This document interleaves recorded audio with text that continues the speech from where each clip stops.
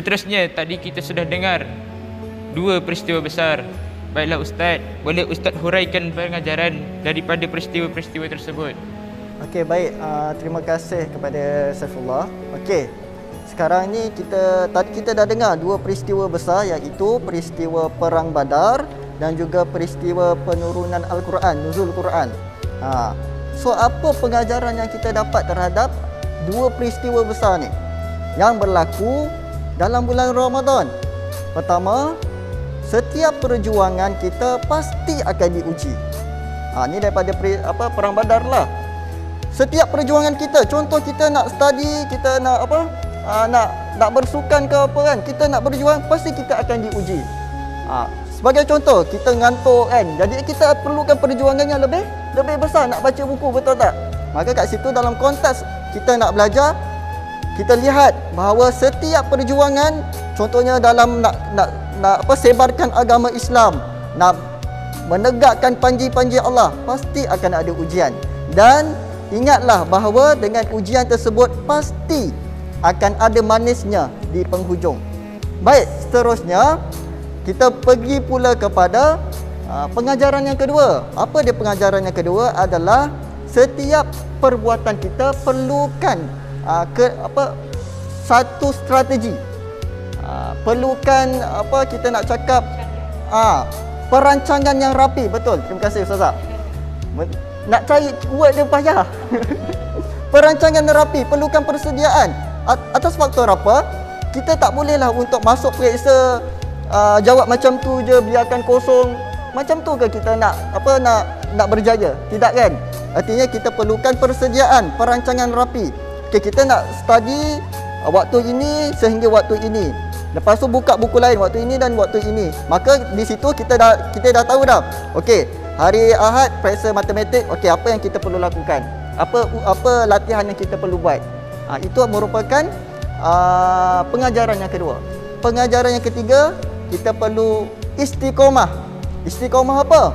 Istiqomah untuk membaca Al-Quran. Sebab Al-Quran ni pedoman hidup kita. Kita ni umat Islam, kita punya kitab ni, kita punya apa? Nabi cakap umat Islam tak akan sesat kalau pegang dua, Al-Quran dan hadis. Maka Al-Quran ini adalah, bila mana kalau kita nak buat kan, sumber pertama. Kita tak panggil marajat, kita panggil masdar. Sumber pertama adalah Al-Quran. Apa-apa dalam Al-Quran itu kalamullah. Allah yang kalam Allah, kata-kata Allah. Jadi apa kalam Allah yang salah? Tak ada kan? Kita ni umat, kita yang perlu faham. Kalam Allah ni apa yang Allah nak sampaikan. Kita perlu bersatu. Kita perlu apa lagi? Perlu buat perkara yang baik, taat pemimpin, taat ibu bapa. Maka bila mana kita baca, kita istiqamah membaca Al-Quran, baca sekali makna Al-Quran tersebut. Kalau rajin baca lagi tafsir Al-Quran. Mungkin kita boleh faham asbabun nuzul. Kenapa ayat ini diturunkan semua. Maka di sini saya rangkumkan ketiga pengajaran ini patut untuk seorang pelajar ambil dan amalkan. Insya-Allah saya yakin dan pasti bahawa anda boleh berjaya. Itu saja daripada saya. Baik, terima kasih Ustaz atas perkongsian sebentar tadi. Kembali semula kepada panel kita. Mungkin Ustazah boleh beri beberapa nasihat kepada penonton untuk terus beristiqamah mengambil keberkatan dalam bulan Ramadan. Terima kasih Saifullah. Baik, insya-Allah. Bismillahirrahmanirrahim. Teruskan pula dengan soalan yang kedua, nasihat. Memberi nasihat Jadi bernasihat ni Ustazah ingatkan jugalah, nasihat untuk diri sendiri jugalah bukan untuk warga Molek dan juga warga net juga. Kerana manusia ni memang sentiasa memerlukan peringatan. Sebab tu adanya tazkirah tu. Sebenarnya tazkirah tu maksudnya peringatan. Kita sentiasa perlu diingatkan. Surah Al-Asr pun ada menyebut berpesan-pesan.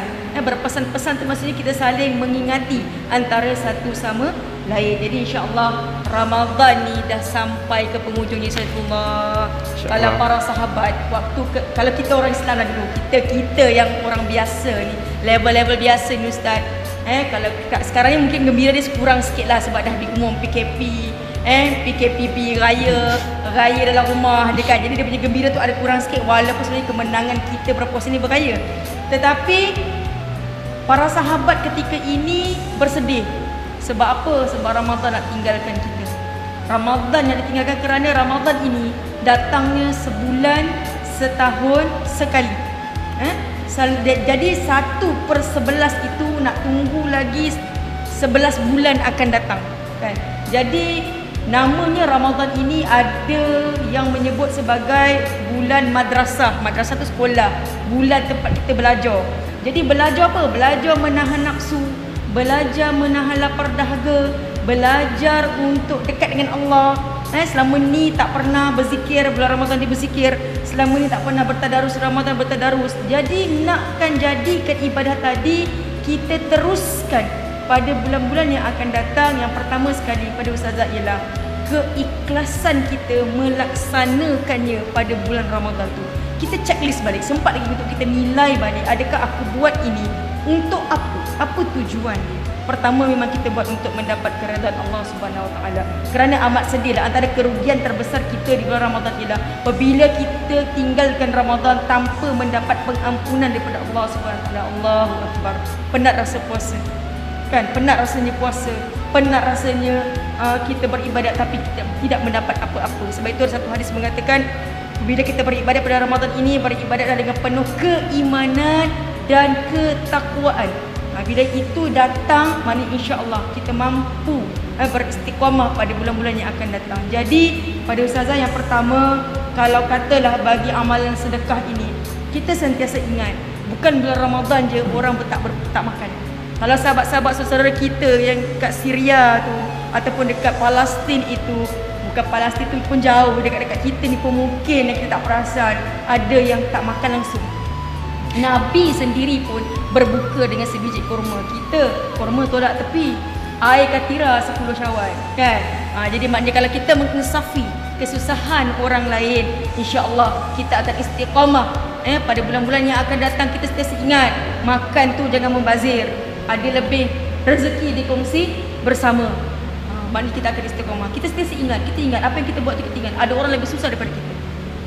Maka kita akan istiqamah insya-Allah. Untuk yang kedua, apa nasihatnya ialah seperti yang Ustaz sebut. Ustaz dah ambil isi saya tadi sebenarnya. Iaitu Ustaz kata kita kena fikir setiap benda yang datang itu ada ujian dia. Betul tak? Ustaz ambil isi saya tu. Okey, isi saya saya tukar sikit. Okey? Kalau kita lihat hari ini dugaan kita kali kedua lah Ramadan yang kita lalui dalam keadaan kita dalam masa lagi pandemik COVID-19 ini. Sebagai umat Islam yang beriman kepada Allah, yang percaya pada qada dan qadar, yang yakin dengan janji Allah, dengan yakin setiap janji Allah itu, maka kita kena ingat ujian COVID-19 ini sebenarnya satu teguran Allah untuk kita semua. Selama ini kita jauh dengan Al-Quran, maka sepatutnya peluang ini kita ambil untuk kita sama-sama umat Islam bersatu, baca Al-Quran, sama-sama berzikir. Walaupun kita tak boleh lagi pergi masjid macam dulu ramai-ramai, okey, bertadarus di masjid. Lagilah kali ni khatam pun tak boleh buat dekat masjid, tak surau, buatlah dekat rumah. Tapi apapun keadaannya, apapun halangannya, sebenarnya Allah nak kita lagi dekat. Mungkin kita lebih dekat dengan keluarga, mengaji dengan keluarga, perbaiki bacaan tu dengan keluarga, ataupun dengan cara-cara yang metod yang sekarang ada banyak. Kalau petang-petang pukul 6 dekat TV tu, program daripada Astro ada mengadakan program Jom Mengaji.